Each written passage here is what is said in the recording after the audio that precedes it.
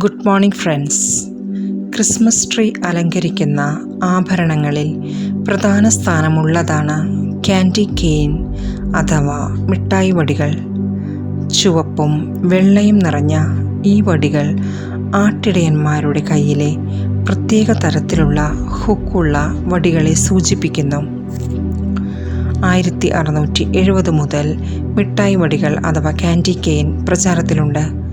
ജർമ്മനിയിലെ കൊളോൺ കത്തീഡ്രലിലെ ഗായക സംഘം ലിവിംഗ് ക്രീച്ച് ചടങ്ങിനിടെ മിണ്ടാതിരിക്കാൻ തൻ്റെ യുവഗായകർക്ക് ഇടയിൽ ഷുഗർ സ്റ്റിക്കുകൾ കൈമാറിയിരുന്നു.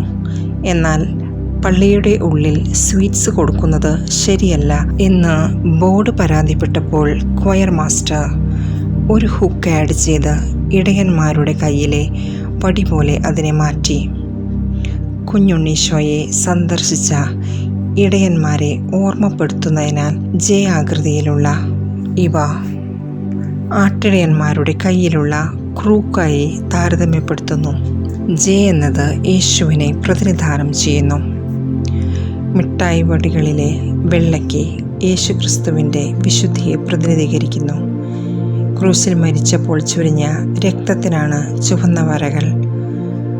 ബൈബിളിലെ വെളുപ്പ് വിശുദ്ധിയെ പ്രതീകപ്പെടുത്തുന്നു. ചുവപ്പ് യേശുവിൻ്റെ ക്രൂശിൽ നമുക്ക് വേണ്ടി ചൊരിഞ്ഞ രക്തത്തെ പ്രതീകപ്പെടുത്തുന്നു. എഫേസോസ് 1:7 അവിടുത്തെ കൃപയുടെ സമൃദ്ധിക്കൊത്ത് നമുക്ക് ക്രിസ്തുവിൽ പാപമോചനവും അവൻ്റെ രക്തം വഴി രക്ഷയും കൈവന്നിരിക്കുന്നു.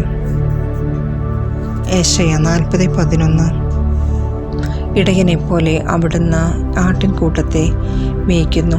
അവിടുന്ന് ആട്ടിൻകുട്ടികളെ കരങ്ങളിൽ ചേർത്ത് മാറോടണച്ച് തള്ളയാടുകളെ സാവധാനം നയിക്കുന്നു.